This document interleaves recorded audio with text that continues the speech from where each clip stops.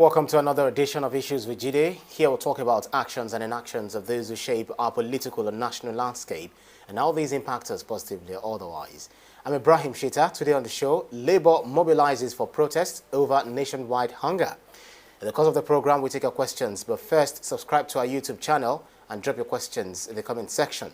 It's also important to mention that we can only read comments with human names and the ones based on the subject matter. I have joining me via Zoom, the mainstream Babajide Kolado Tutoju. Good to see you again, BK. Good to do this with you, Ibrahim Shita, and good evening to our esteemed viewers. Right, let's get right into it. The Nigeria Labour Congress is threatening a two-day nationwide strike for 27th and 28th of February to protest against the economic hardship being experienced in the country. Recall that the NLC and TVC said they are concerned about the non-implementation of the 16-point agreement reached with the federal government on October the 2nd last year. What's your reading of this latest development, BKO? All over the world, labor constitutes a very important pressure group, and their duty is to fight for the welfare of their members, whether they are paying members or they are not paying members. Labor's duty extends even beyond their members. Labor all over the world ensures that his voice is heard when issues around the welfare of the citizenry come up. The labor movement in Nigeria will not be an exception. Before Ajero, we had Pa Sumono, who fought for minimum wage in the early 80s. We had Pascal Bafiao, who was the labor leader during the Babangida years, right up to the time when he stood down as military president. We had Oshomole, who rose through the ranks as PRO of Arewa Textile in Kaduna, became vice president of Labour, and eventually became president of the Nigerian Labour Congress. He fought for the welfare of not just workers, but the generality of the Nigerian people during the Olusegun Obasanjo regime, when fuel prices were increased. What we can describe at that time as partial removal of fuel subsidy or incremental removal of fuel subsidy. Ajero and his colleague Osifo, who heads the Trade Union Congress, have been doing their best to try to get the government to do something about the pains inflicted by the removal of subsidy. We can't deny that our people are in pains. Even if you deny, in your heart you know that people are going through pain. People will send messages to your inbox on Facebook and other social media platforms asking you for money. People who had never asked you for money for more than 15 years. This time around, people are asking for money. That is the extent of the pain that Nigerians are going through, and the pain is nationwide. We can't pretend that our people are going through a lot. Prices of goods and services are quadrupled in our country. There seems to be no way of reining down prices, bringing down prices, or reining in prices, bringing down prices. There seems to be no method, no strategy in place. Somebody can wake up and decide to sell cement, a bag of cement, at the rate of 10,000 naira a bag, or even more than that. Nobody gets in the way. These things are causing untold pain. I hear there is a meeting being called by the minister so that they can talk to Dangote and Abdul Samad Isaka Rabiu, who is the chairman of BUA, another key cement maker in our country. But we've got to find a way to rein in prices. Some states are now stopping people from moving food across the border, because rather than sell food to our people here, middlemen and big-time farmers are shipping food across the border, because the CFA, a currency that used to be mocked, has suddenly become stronger than the Nigerian currency. So it is of tremendous advantage for farmers, especially in the north, to move produce across the border. I've talked about this a number of times, and I read the story emanating from the customs that people are moving food across the border using illegal routes, because they know that customs and immigration officials will be on the official border posts and roads connecting Nigeria to neighboring countries. This is where we are. People can't feed as much as they would normally want to. They can't feed their children. Children are starving. Even their parents are starving. This is the true situation in Nigeria. Some of us may feel comfortable, but it does not take away the truth that the ordinary Nigerians have seen their disposable income shrink, and their earnings in a country where even some governors can't pay minimum wage of a mere 30,000, or you have refused to pay minimum wage of a mere 30,000. Something must give.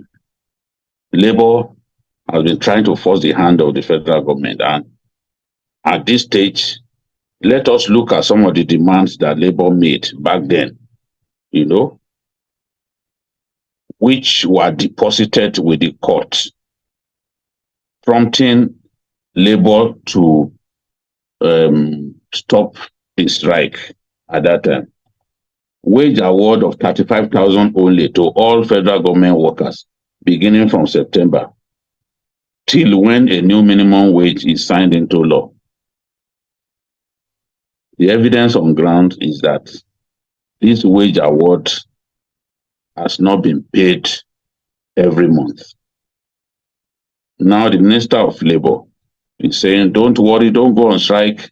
We will resume payment of this wage award.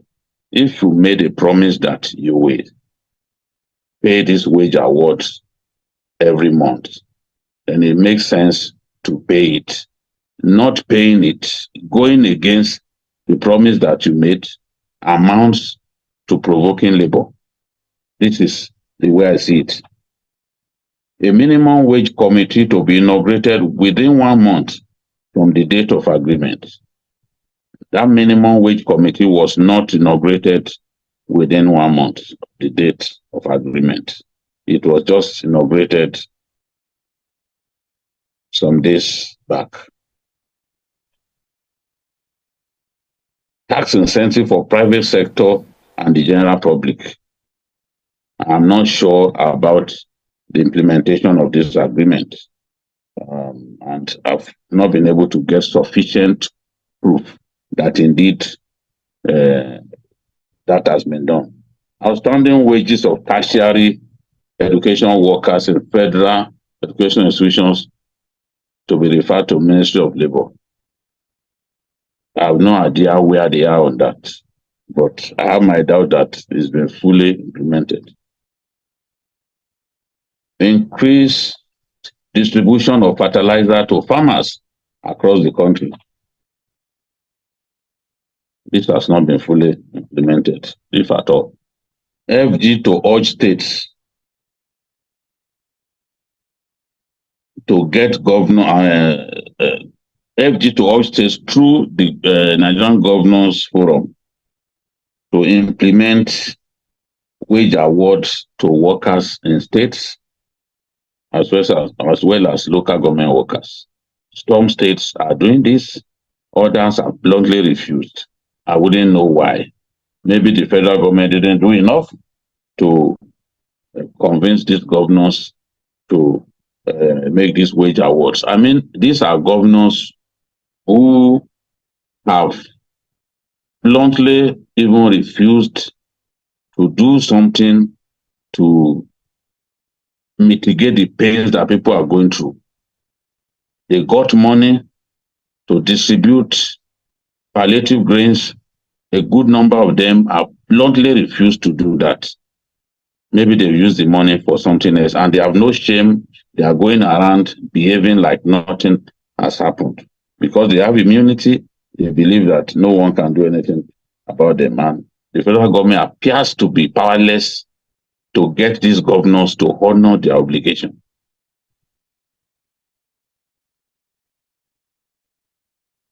FG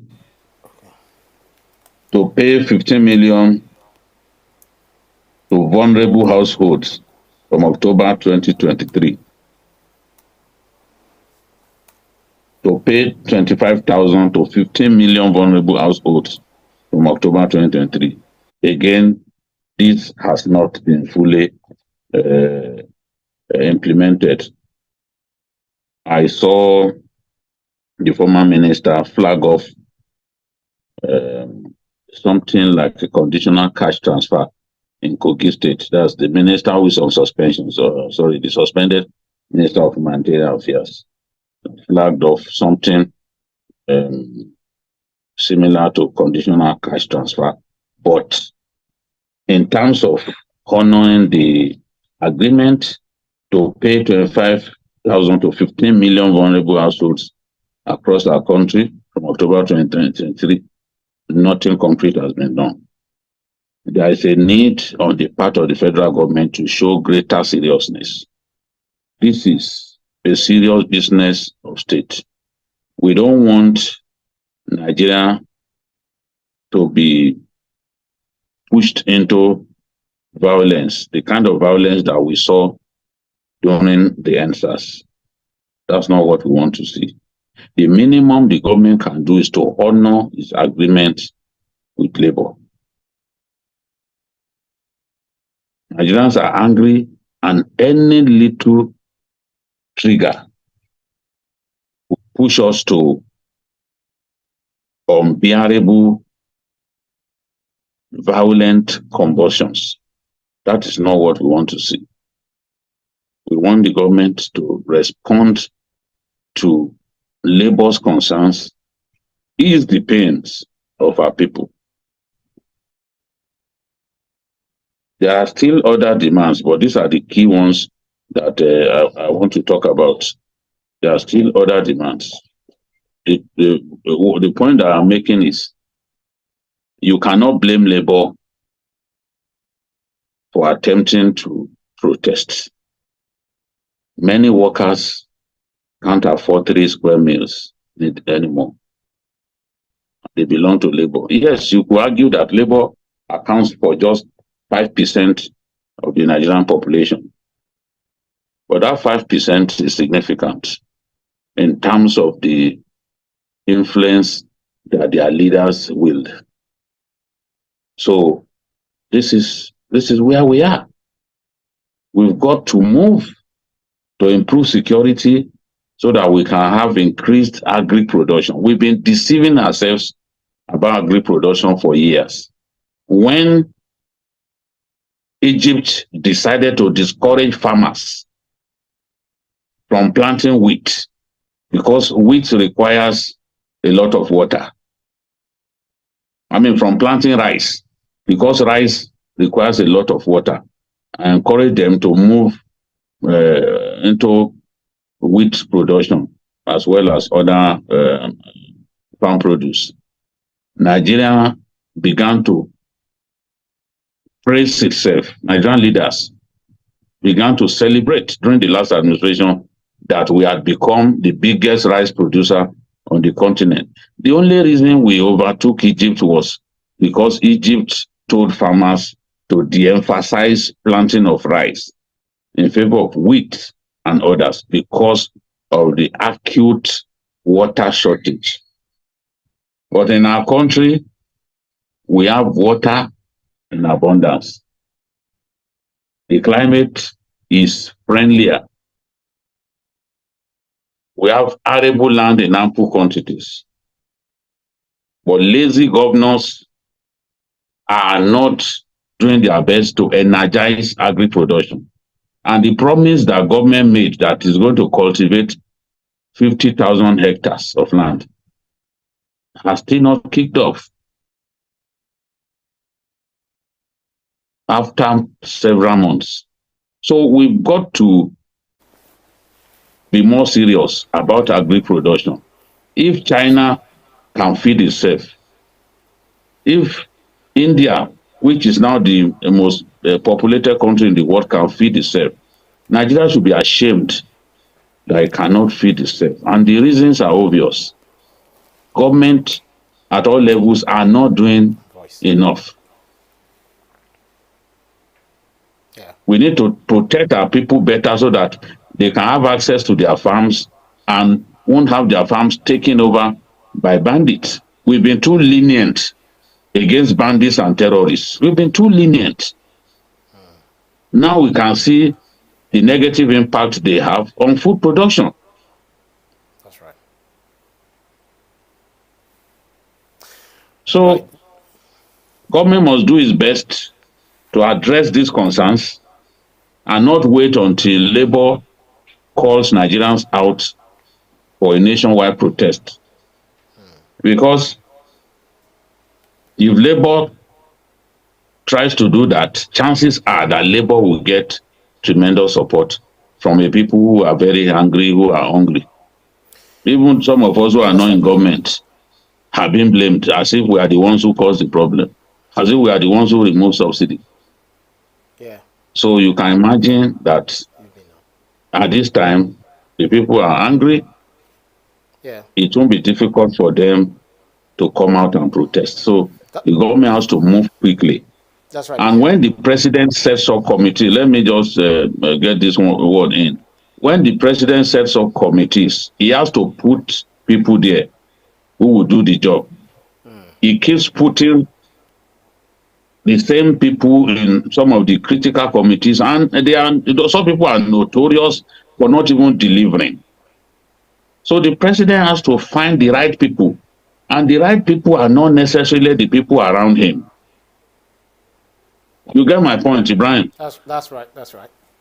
Yes, the right people are not necessarily going to be found amongst the people who work for him.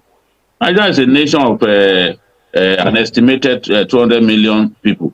So we can find good Nigerians who will get the job done, not necessarily some of the people around the president, because some of them are already ill-reputed for their incompetence. That's correct. That's correct. Nelson Adufe says, from all indications, strike action under Joe Ajaero presiding over NLC has become a cashing out, a quick means of getting money from the federal government. Ajaero has abused the meaning of NLC strike over and over again. Northern Star says, thank you, BKO, for mentioning cement. What factors of production has changed so much within the past few days to warrant the asinine hike in cement prices? Cement produced from local limestone. Taurid Sunny says, protest is fully approved by law for Labour, but can they guarantee a peaceful protest? Labour should put more pressure on state governors to show empathy. And Marvin Odita says, where are the CNG buses Tinubu promised? Where is the 35,000 naira Tinubu promised federal civil servants? When the president does not lead by example, other governors will act the same way. I want you to answer this question alongside my question, second question I will pose to you. Prices of goods are soaring, but the unfortunate thing is that the qualities of these goods don't remain the same. There is more confusion due to the crisis, faced within with the harsh or caused with the harsh economic policies and its impact.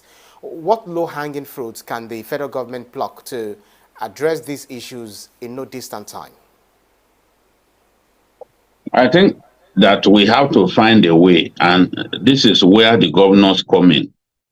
A lot of them don't even know their jobs. People are arbitrarily hiking food prices, hurting the ordinary Nigerian. Governors have to find a way to stop this. I remember Governor Zulum in those days when even filling stations would claim that they didn't have any stock of fuel. He will go to those filling stations and open their underground tanks. And once he discovers that they indeed had fuel, but they were hoarding it, it will be auctioned to Keke Napep operators and other people who need them. We have to find a way to stop the one-time hiking of food prices and price of other commodities. What is the reason, for example, why Dangote cement or whatever cement will be this expensive at this time? This is pure economic sabotage and the height of wickedness. There's no reason for it. They should tell us what they have imported within this short time when the naira slid badly that prompted the price to go up. They are just exploiting the fact that we have no strategy in place to keep everyone in check. The attempt to profiteer at the slightest opportunity is something that some of these big companies in Nigeria are notorious for, and we must find a way to call them to order. I hope that the meeting called by the minister would address that. There's no reason in the world for cement to climb to 9,000 naira a bag at this time. It's crazy. And the people behind this are absolute enemies of our country and its people. They are agents of darkness, agents of pain.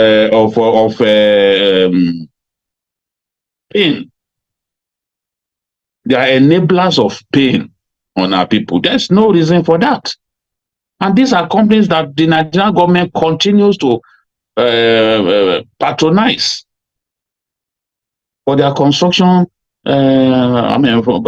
projects. So that has to be addressed. And then those hoarding food, they also need to be addressed. The issue has to be addressed. I'm not surprised that the governor of Niger said truckloads of food cannot come out of Niger anymore, because you can't come and buy up food being produced in the state, buy up everything, and leave the people who want to buy food in the state with nothing. After all, the protest began from Niger, which is a big food production center in our country. So I also agree with Odita that the federal government should lead by example. If you promise 35,000 naira wage award to our people, to workers, there's no reason why you should pay just 1 month and then stop paying. That's not setting the right example for the governors. The governors who are not even ready to pay in the first place. So these issues have to be addressed. But some of the measures that we need to take as a nation are long-term. And some of it have to do with our consumption pattern. When I was growing up, there were very few flashy cars in our country. Very few. If you do not see Citroen, you will see Mercedes-Benz or Bokun and the rest of them. The four-wheel drives that we saw were those very old Land Rovers those days, multi-terrain vehicles. Today, you see all kinds of beautiful cars being shipped into our country. Until the 80s, and I'm saying this, and it's the truth, until the 80s, you did not see vehicles like Prado Jeeps and the rest of them in Nigeria.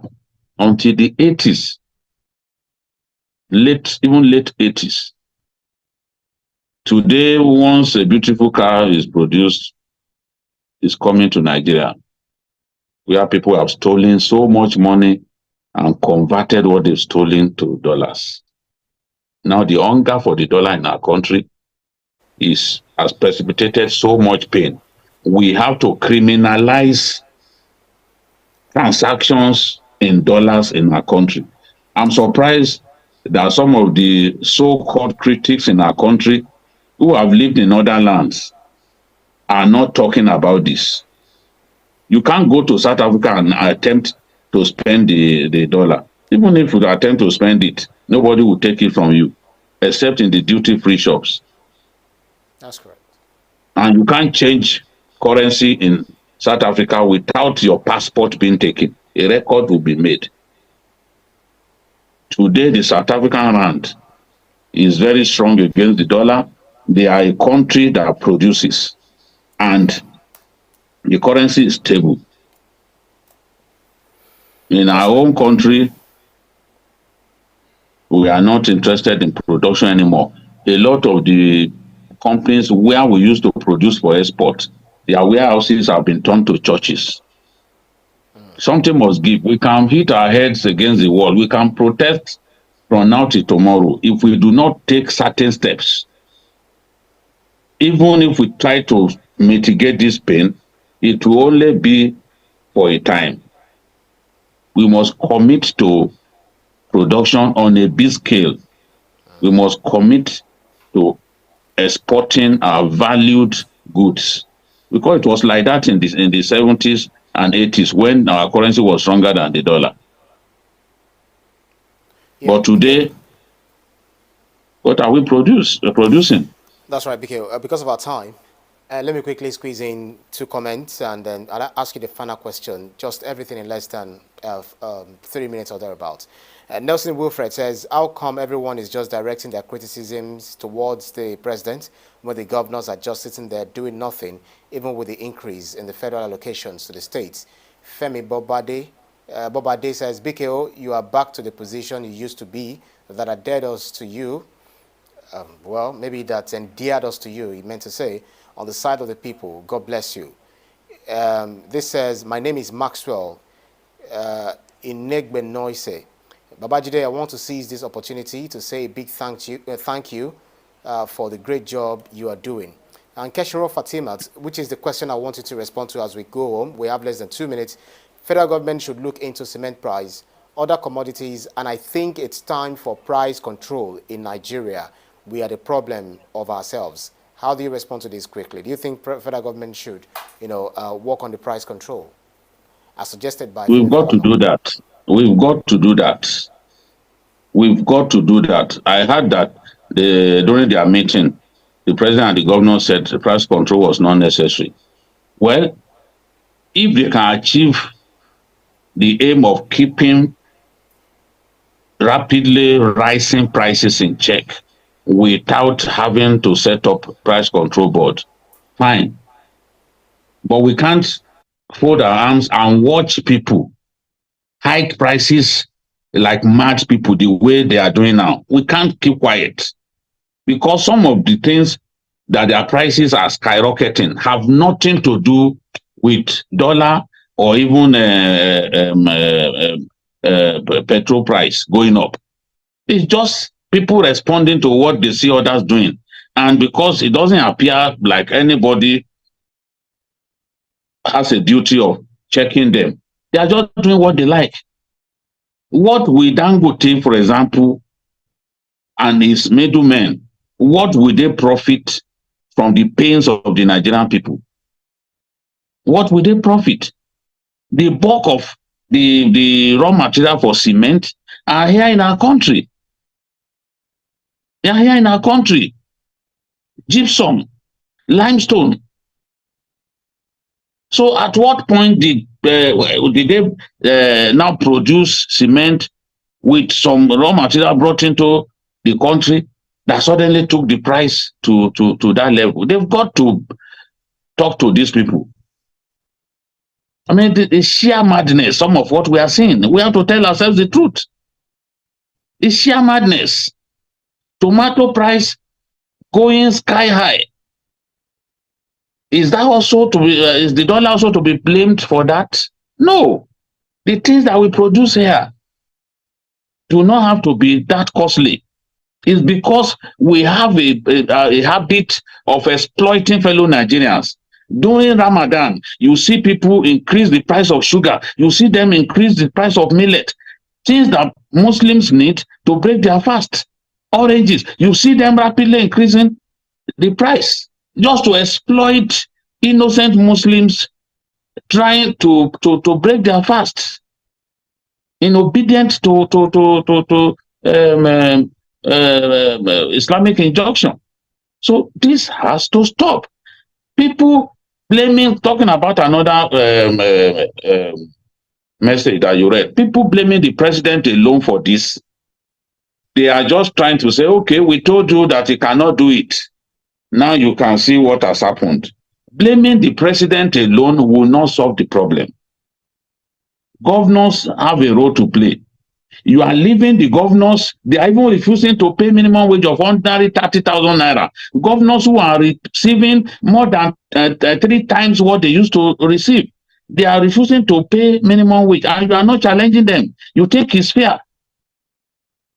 Because we called out the governor of Ogun State on journalist hangout, you can see what he rolled out in the course of the week. He's going to spend about 5 billion. And we are seeing other lawmakers, federal lawmakers now coming out to say, okay, let us do this for our people.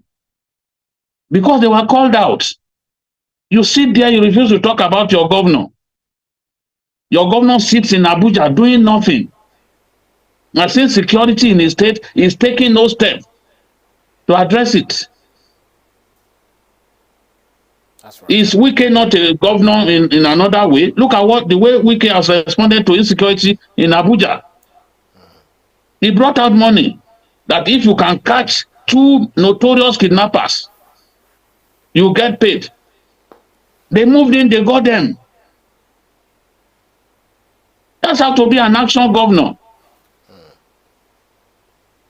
That's right. That's right, BKO. Because of our time, you see, I've said before that siding with our people is something that I will continue to do. That is the job that God gave me. People saying, oh, JIDE does not support our people anymore. JIDE is APC. It's absolute nonsense. I can't be APC. It's impossible. I've challenged people. Those who say, "Oh, that was the way you brought Buhari, you brought Tinubu." I said, "Show me a video where I told Nigerians to vote for Tinubu. If you show me a video where I told Nigerians that Tinubu is the best for the job, vote for him, I will quit journalism." It's a challenge. All of the people sit on social media making all kinds of accusations against me. They cannot honor that challenge. I've challenged even one person today. I said, "Oh, you are saying, oh, this was the way I supported Buhari. This was the way I support." Did I tell you to vote for Tinubu? Of course not. I'm just doing my job as a journalist. If you can produce one video where I said vote for Tinubu is the best for the job, I will quit journalism. You will never find that video because I'm too professional to say such a thing. But you keep accusing me wrongly. That is what is happening. That's right. That's correct. I am still the person that I've always been, the lover of our people, somebody who speaks the truth to power. And I'm happy that even some of what I advise them to do, they are beginning to do it. That's correct, Biko. That's It will correct. take some time before we see the gains, but this is That's the correct. truth. That's correct. That's correct. Biko, Aruga Ogisi says, thanks, Babajide, for speaking truth to power. And Nofio Abubakar Sambo says, the maestro himself, thank you for telling the truth to power and everyone that makes you different. And yeah, and everyone that makes you different from the other journalists in this. Thank you so much, BKO. And that's our show for today's edition of Issues with JIDE. Special thanks to you, Babajide Kolado Disoji, for those insightful analyses, as always. Thank you, Ibrahim. God bless you and your new family. God bless our viewers, those who have chosen to stand by us through thick Yeah. and thin. May Nigeria get better in our time. Amen. Amen. And thanks to you to our audience for keeping our company on every edition. You can see the program again anytime by subscribing to our YouTube channel, TVC News Nigeria. Click on the subscribe button to get the latest information. You can also follow us on our social media platforms at TVC News NG. I'm also at Ibrahim TVC News. On behalf of the rest of the team, I'm Ibrahim Shita. See you again next edition. Bye for now.